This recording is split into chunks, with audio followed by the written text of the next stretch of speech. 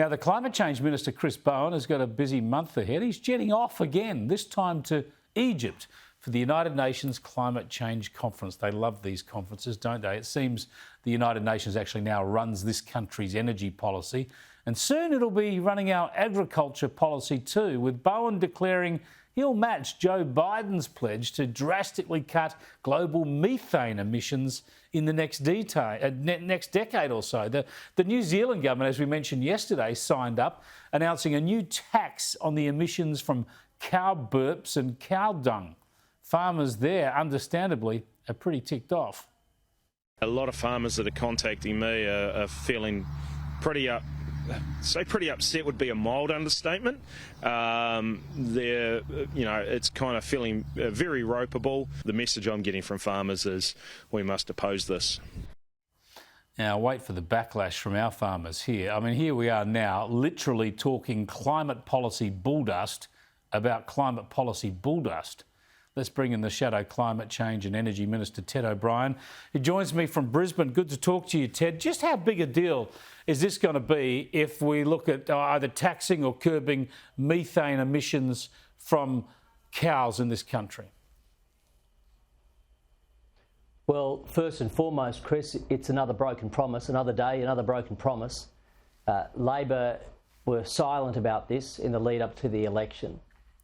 They backed the coalition's stance to not join the global methane pledge only a year ago, but they've since won the election, and here we are. They're going to introduce it.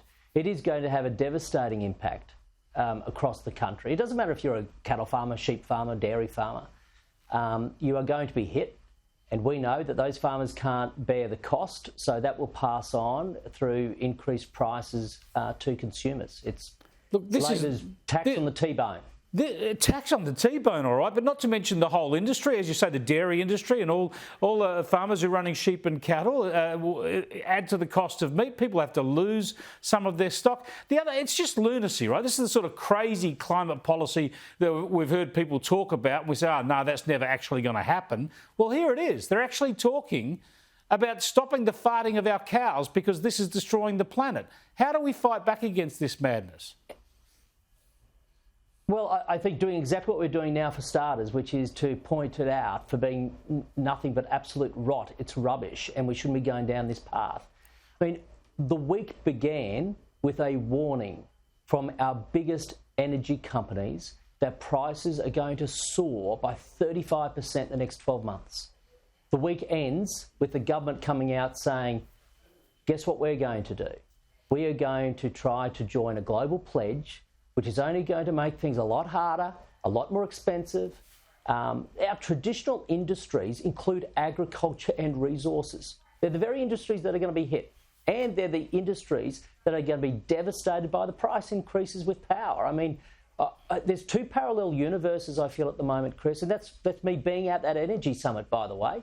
There's this one universe which is in the real world, and they know the pain and what people are going through, and then there's the Labor Party, and they're in their own world, together probably with a few other international elitists. What's this methane push going to do for barbecues? Are there going to be any impact on the gas we use at our barbie, or is it just going to increase the price of our steaks?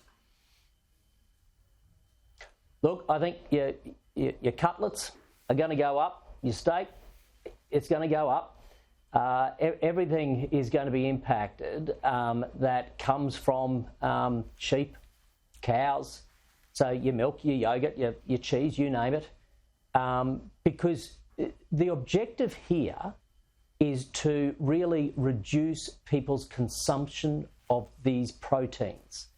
And the easiest way to do that in a market like Australia is to increase the price. Once you do that, you can decrease the number of cattle, for example, in a herd. And in doing that, you decrease methane. I mean, seriously, just a almost joke. The government It's trying just to a tell joke. people what to eat. It is. It's a joke. They want us all eating tofu and mung beans, and then they want to tax the human methane emissions. It is absurd. Someone's got to fight back. Tell us what you're going to do on energy. What is the solution on energy? I just had an energy expert on, and they tried to run the line initially that this is, global factors impacting on Australia. But then when I pushed him, had to admit, no, actually, we've gone too far down the renewable path because we don't have the ability to store the renewable energy. We don't have enough dispatchable energy available when we need it. So how are we going to repair that situation?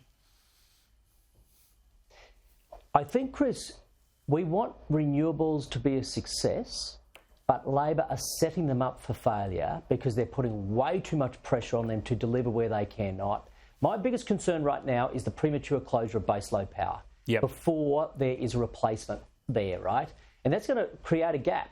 And I think that is our biggest medium-term problem because that's coming at us and we're running towards it to the edge of a cliff. That's already happened. That has already happened, and it's going to get worse with Liddell.